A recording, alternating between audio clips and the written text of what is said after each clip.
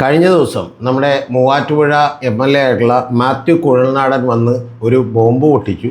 ആ ബോംബ് പൊട്ടിക്കും നാളെ വളരെ ഞെട്ടിക്കുന്ന വാർത്ത പറയാനുണ്ട് എന്നുള്ളതൊക്കെ തലേദിവസം തന്നെ അദ്ദേഹം ഫേസ്ബുക്കിൽ ഇട്ടിരുന്നു.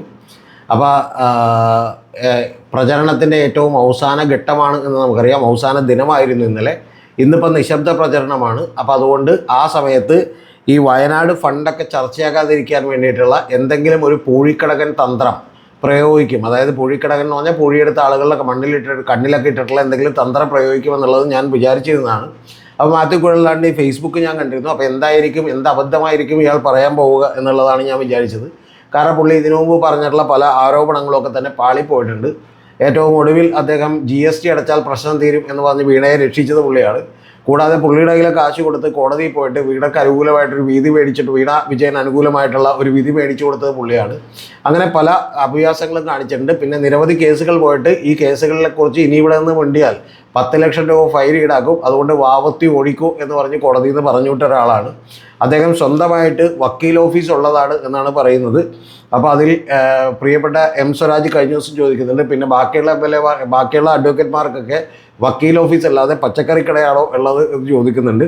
അപ്പോൾ ആ ചോദ്യങ്ങളൊക്കെ കേട്ടുകൊണ്ടിരിക്കുമ്പോഴാണ് യഥാർത്ഥത്തിൽ മാത്യു കുഴൽനാടൻ നമ്മളെ ഞെട്ടിക്കാൻ തയ്യാറായിക്കൊണ്ട് അദ്ദേഹം പുറത്തുവിട്ടത് ഒരു ശബ്ദരേഖയാണ്. ആ ശബ്ദരേഖ എന്ന് പറയുന്നത് കൃഷ്ണൻകുട്ടിയുടെ ശബ്ദരേഖയാണ്. ഇപ്പോൾ മന്ത്രിയായിട്ടുള്ള വിദ്യുച്ഛക്തി വകുപ്പ് മന്ത്രിയായിട്ടുള്ള കൃഷ്ണൻകുട്ടിയുടെ ശബ്ദരേഖയാണ്.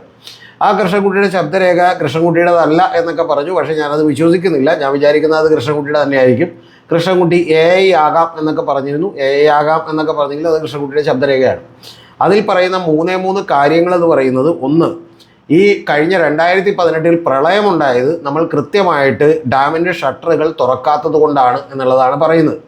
ആ ഷട്ടറുകൾ തുറക്കാത്തത് കൊണ്ട് പ്രളയമുണ്ടായി എന്നുള്ളതും അങ്ങനെ ഷട്ടറുകൾ തുറക്കാതിരുന്നത് പണത്തോടുള്ള ആർത്തി കൊണ്ടാണ് എന്നുമാണ് പറഞ്ഞത്. ഇത് കേൾക്കാത്ത വാദി പിണറായി വിരുദ്ധ ചാനലുകളെല്ലാം തന്നെ പിണറായിയുടെ ആർത്തി എന്നൊക്കെ പറഞ്ഞ് വീഡിയോ ചെയ്യാൻ തുടങ്ങി. കാരണം ഇവരെ സംബന്ധിച്ച് വസ്തുതകളൊന്നും പരിശോധിക്കേണ്ട ആവശ്യമില്ലല്ലോ. അപ്പോൾ അതിനുശേഷം ഇത്തരത്തിൽ വലിയ വാർത്തകൾ കേരളത്തിൽ മുഴുവൻ വന്നു. പക്ഷേ ഇതെല്ലാം തന്നെ ഒരു വൈകുന്നേരം 3-4 മണിയോടുകൂടി സ്വരാജ് വന്ന് പത്രസമ്മേളനം നടത്തിയപ്പോൾ ചീറ്റിപ്പോയി. അതിൽ സ്വരാജ് പറയാതെ തന്നെ നമുക്കെല്ലാവർക്കും അറിയുന്നൊരു കാര്യമെന്ന് പറയുന്നത്, ഒന്ന്, 2018 പ്രളയമുണ്ടായിട്ടുള്ളത് ഇത്തരത്തിൽ മാൻമെയ്ഡ് ആയിട്ടുള്ള ഒരു പ്രളയമല്ല. അത്തരത്തിൽ നേരെ ആരോപണം വന്നതാണ്. നിരവധി കേസുകൾ ഹൈക്കോടതിയിലൊക്കെ വന്നതാണ്. ആ ഹൈക്കോടതിയിൽ വന്നപ്പോൾ ഹൈക്കോടതി അമിക്കസ് ക്യൂറിയെ വെച്ചതാണ്. ആ അമിക്കസ് ക്യൂറിയെ വെച്ചതിന് ശേഷം സെൻട്രൽ ജല കമ്മീഷൻ്റെ അടക്കമുള്ള റിപ്പോർട്ടുകൾ എടുത്തതാണ്. അങ്ങനെ നിരവധി റിപ്പോർട്ടുകളിൽ വളരെ കൃത്യമായി പറഞ്ഞിട്ടുണ്ട്, ഇത് മാൻമെയ്ഡ് ആയിട്ടുള്ള ഡിസാസ്റ്റർ അല്ല, പകരം അന്ന് മഴ വലിയ തോതിൽ പെയ്തതുകൊണ്ട് സംഭവിച്ചിട്ടുള്ള ഒരു കാര്യമാണ്. അത് കേരളത്തിൽ വളരെ അസ്വാഭാവികമായ രീതിയിൽ മഴ പെയ്തിരുന്നു എന്നുള്ളത് യാഥാർത്ഥ്യമാണ്. അപ്പോൾ അങ്ങനെ കോടതിയൊക്കെ തന്നെ തള്ളിക്കളഞ്ഞ ഒരു വാദമാണിത്. പക്ഷേ ഇതിൽ ഏറ്റവും പ്രധാനപ്പെട്ട ഒരു അബദ്ധവും കൂടി മാത്യു കുഴൽനാടന് പറ്റിയത്, ഇതിൽ പറയുന്നൊരു വാചകം എന്ന് പറയുന്നത് മാത്യു ടി തോമസിനെതിരെയാണ്. അപ്പോൾ അദ്ദേഹം കരിമണലിലെ ഖനനം നടത്തി കോടികൾ ഉണ്ടാക്കാൻ വേണ്ടി ചെയ്തൊരു പണിയാണ് എന്നുള്ള സൂചനകളൊക്കെ അതിനകത്തുണ്ട്. പക്ഷേ മാത്യു ടി തോമസ് അത്തരത്തിൽ കോടികൾ കാശ് മേടിക്കാത്ത ആളാണെന്നൊക്കെ നാട്ടിലുള്ള എല്ലാവർക്കും തന്നെ അറിയാം. അപ്പം തന്നെ പകുതി പാളിയിരുന്നു എന്ന് പറഞ്ഞാൽ ഇതിൽ പറഞ്ഞ 3 കാര്യങ്ങളുണ്ട്. ഒന്ന്, മാൻമെയ്ഡ് ഡിസാസ്റ്ററാണ്, അത് കോടതി തന്നെ തള്ളിക്കളഞ്ഞതാണ്. രണ്ടാമത്തത്, മാത്യു ടി തോമസ് കരിമണൽ ഖനനം നടത്തി കാശുണ്ടാക്കാനാണെന്ന് പറഞ്ഞാൽ അങ്ങനെ 2 സംഭവമില്ല. ഒന്ന്, അത് തുറക്കാതിരുന്നിട്ടില്ല, അവിടെ ഷട്ടറുകൾ തുറന്നിട്ടുണ്ട്, നേരത്തെ തന്നെ വെള്ളം വിട്ടിട്ടുണ്ട്, അത് 1 മാസത്തിന് മുമ്പേ ചെയ്തതാണ്. അത് നിയമസഭയുടെ രേഖയിൽ കൃഷ്ണൻകുട്ടി തന്നെ ഈ പറയുന്ന പോലെ ഉത്തരം കൊടുത്തിട്ടുള്ളതാണ്, ചോദ്യങ്ങൾക്ക് മറുപടി കൊടുത്തിട്ടുള്ളതാണ്. ഇനി മൂന്നാമത്തെ ഏറ്റവും പ്രധാനപ്പെട്ട കാര്യം എന്ന് പറയുന്നത്, ഇത് മേരി മാത എന്ന് പറയുന്ന ഒരു കമ്പനിക്ക് വേണ്ടിയാണ് എന്നുള്ളതാണ് അദ്ദേഹം പറഞ്ഞത്. മേരി മാത എന്ന് പറയുന്ന ഒരു കമ്പനി, ഞങ്ങളിങ്ങനെ തോട്ടപ്പള്ളിയിൽ ഞങ്ങൾ യാതൊരുവിധ നിർമ്മാണ പ്രവർത്തനം നടത്തിയിട്ടില്ല, ഞങ്ങളുമായിട്ടൊരു ബന്ധമില്ല എന്നുള്ളത് പറഞ്ഞു. എന്ന് പറഞ്ഞാൽ ഇതിൽ പറഞ്ഞ ഒരു കാര്യം പോലും ശരിയല്ല എന്നുള്ളത് ജനത്തിന് മനസ്സിലായി. അപ്പം നിങ്ങളുടെ ഉള്ളിൽ ഒരു സംശയം ഉണ്ടാകാം, ഇത് എന്താണ് സംഭവിച്ചിട്ടുണ്ടാവുക എന്നുള്ളത്. ഊഹമല്ല, ഏതാണ്ട് സംഭവിക്കാൻ സാധ്യതയുള്ള ഒരു കാര്യം ഞാൻ നിങ്ങളോട് പറയാം. അതിൻ്റെ പ്രധാനപ്പെട്ട കാര്യം, അവരുടെ പാർട്ടിക്കകത്ത് ഈ മാത്യു ടി തോമസ് അന്ന് മന്ത്രിയായിരുന്നു, കൃഷ്ണൻകുട്ടി അന്ന് MLA ആയി നിൽക്കായിരുന്നു, അദ്ദേഹത്തിന് മന്ത്രിയാകണമെന്നുള്ള ആഗ്രഹം ഉണ്ടായിരുന്നു. അപ്പോൾ അവരൊക്കെ പാർട്ടിക്കകത്ത് വലിയ തോതിലുള്ള പ്രശ്നങ്ങൾ നടന്നുകൊണ്ടിരിക്കുകയാണ്, വലിയ സമ്മർദ്ദ ഗ്രൂപ്പുകൾ ഉണ്ടായിക്കൊണ്ടിരിക്കുകയാണ്. ഈ മാത്യു ടി തോമസിനെ മാറ്റി മന്ത്രിയാക്കാൻ വേണ്ടി അദ്ദേഹം ശ്രമിച്ചുകൊണ്ടിരിക്കുകയായിരുന്നു. അപ്പോൾ ഇത്തരത്തിലുള്ള വലിയ പ്രശ്നങ്ങളൊക്കെ നടത്തുമ്പോൾ മാത്യു ടി തോമസിനെ കുറിച്ച് കൃഷ്ണൻകുട്ടി 2-3 കുറ്റങ്ങൾ കൂടി വെറുതെ ഒന്ന് കൈ നിട്ടങ്ങൾ പറഞ്ഞതാണ്. ആരും വിശുദ്ധരാകാൻ നോക്കണ്ട, ഇതാണ് ഇതിൻ്റെ പിന്നിൽ നടക്കുന്ന കാര്യം എന്നൊക്കെ പറഞ്ഞതാണ്. അത് അദ്ദേഹത്തിൻ്റെ തന്നെ പാർട്ടിയിലുള്ള മറ്റൊരാളോടാണ് പറഞ്ഞത്. ആ പാർട്ടിയിൽ നിന്നുള്ള മറ്റൊരാളോട് പറഞ്ഞത് ഇവരുടെ പ്രതിപക്ഷത്തിൻ്റെയൊക്കെ കയ്യിലേക്ക് ഈ വോയിസ് ക്ലിപ്പ് ഇട്ടിരുന്നു. ഇതേതാണ്ടൊരു കുറേ നാളുകൾക്ക് മുമ്പ് തന്നെ എത്തിയതാണ്. വി ഡി സതീശൻ കേട്ടിട്ടുണ്ട് എന്നുള്ളത് വി ഡി സതീശൻ തന്നെ പറഞ്ഞു.